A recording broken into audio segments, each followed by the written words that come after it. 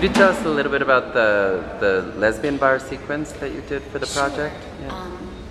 My name is Jade Gordon. I'm part of My Barbarian. The other night, I guess it was Wednesday night, we sort of recreated the El Eco bar lesbico, which was, I guess, active in the 1953 in this space. The video was mostly improvised. We sort of met with the actors right before beginning shooting and kind of created a loose skeleton for the scene, and then basically improvised in the space. For the lesbian bar, there's no way that we could have gone completely period with the costumes, so we just tried to suggest that era. We recruited Macarena Hernandez, who works for El Eco, to be the bartender. We also collaborated with the Reinas Chulas. They basically created their own piece,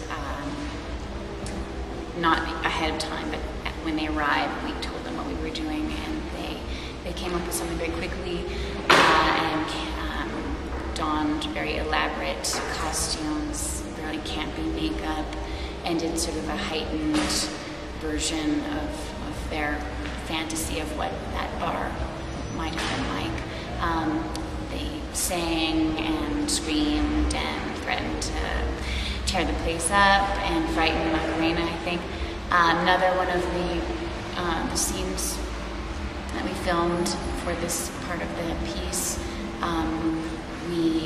I played a beatnik expat American who comes into the bar looking for love and meets a woman who is in the closet, housewife, 1950s housewife, and she and I sort of have a flirtation.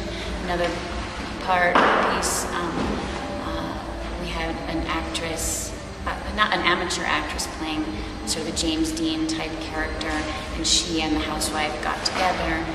In another section, we had this very beautiful kind of telenovela type woman actress playing sort of a femme fatale vamp who teases my character and another character who are both very butch women. So it was sort of comedic, and some parts were really over the top. I think the tone shifts a lot during the piece. Some parts are just silent. Some parts are very loud and jarring. So we'll see how it edits together, but I think it's going to be interesting.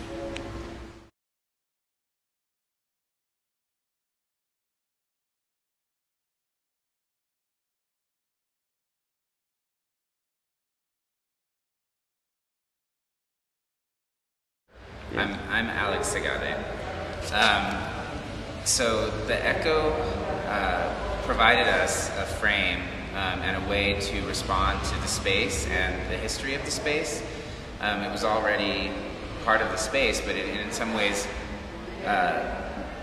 reminded us of what our own process is, which is to reflect certain histories or sites or traces of things that have happened before, and find ways to reflect them, bring them back to life for a moment, critique them, but in some way be affected by them, and look for the ways in which certain things are uncovered historically and other things are covered up. So with the echoes of the Echo itself, initially we thought about Garrett's intention in terms of creating a kind of almost utopian model for a kind of artistic space, a sort of interdisciplinary space that could exist among different fields of artistic production, but which didn't actually have a chance to really do that for a very long period of time before it closed.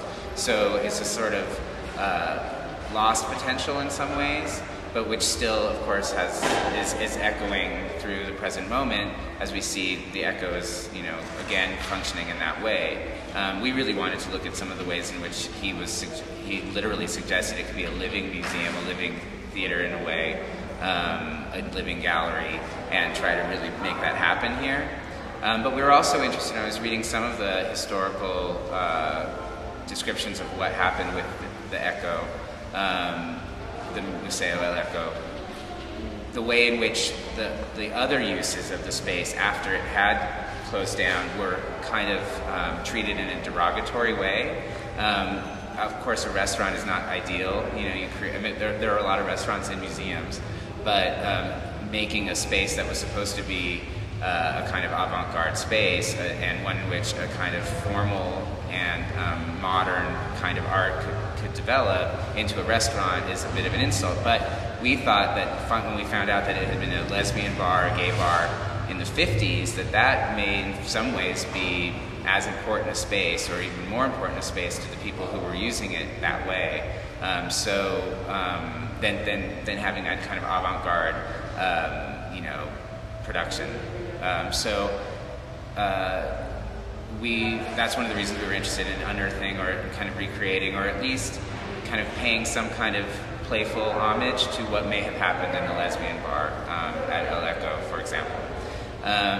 Some of the other images that we use, like the mariachis and the Aztecs, in addition to the very kind of almost constructivist, formal kind of Martha Graham entities that we created for the Espacio Escultórico, had to do with a number of ways in which a kind of iconography that deals in stereotypes was something that we saw present within Mexico City. And it may have to do with the fact that we were very interested in artists like Lorena Chulas and Guillermo Gomez Peña and other people who definitely do play with those kinds of things in different ways in relationship to Latino identity or to Mexican identity. But we come from Los Angeles, where these kinds of identities also show up. So, you know, the poster that we have for this show is a mural that was right across the street from our studio for 7 years or something like that. And it depicts, you know, this sort of Aztec figure with big muscly arms, kind of protecting these Latino students with their school books as Cesar Chavez sort of hovers next to a thunderbird.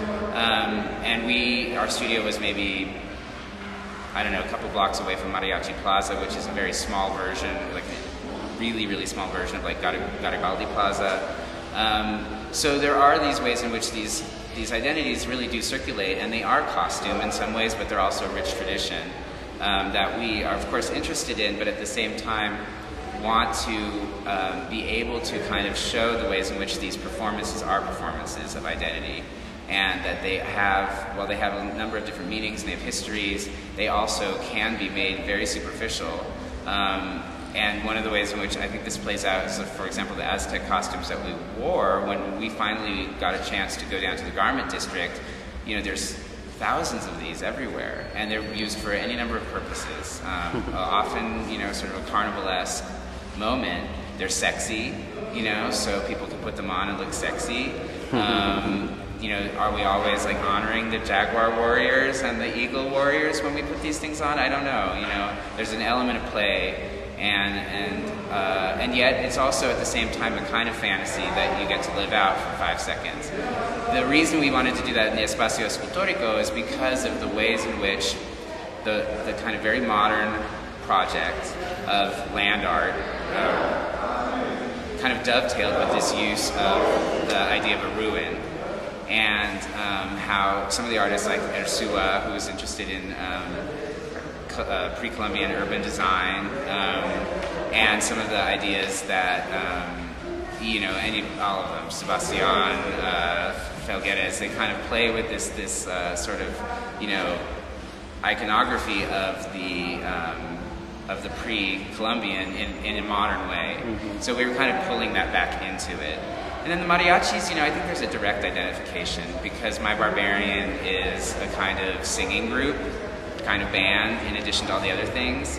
And there is this way in which mariachi music can both kind of overperform an emotional thing and be very real, and also just over the top at the same moment.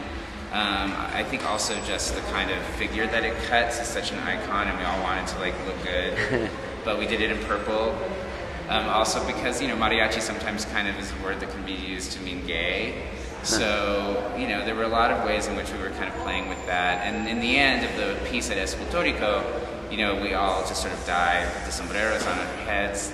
And it's funny because we watched the Reinas Chulas performance last night, and of course at the end they all get shot and die. Yeah. And I feel like that's kind of where this sort of fantasy goes. It's this like, you know, we're kind of in the Old West or something, and we all get killed at the end, and that's the best way we could possibly end it. So, there you go.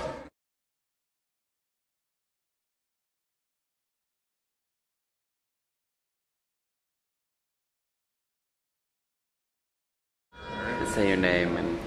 Hi, I'm Malik Gaines. I'm one of the members of My Barbarian, and we wanted to thank El Echo for inviting us because this has been a really wonderful project, a really good experience, and one of the reasons we like to work internationally is to actually learn things and try and see if ideas of cultural exchange are possible. There are certain things you can't do in 2 weeks or 4 weeks or 6 weeks, but that doesn't mean that you shouldn't try to sort of create some kind of dialogue in different places. And one of the things that we did here to try to mobilize that idea was create a participatory mural. So behind me is a sort of provisional green screen that we created. And we asked a lot of people to come in and do poses on the green screen that then can be incorporated into a video, sort of living mural. We call it the plural mural.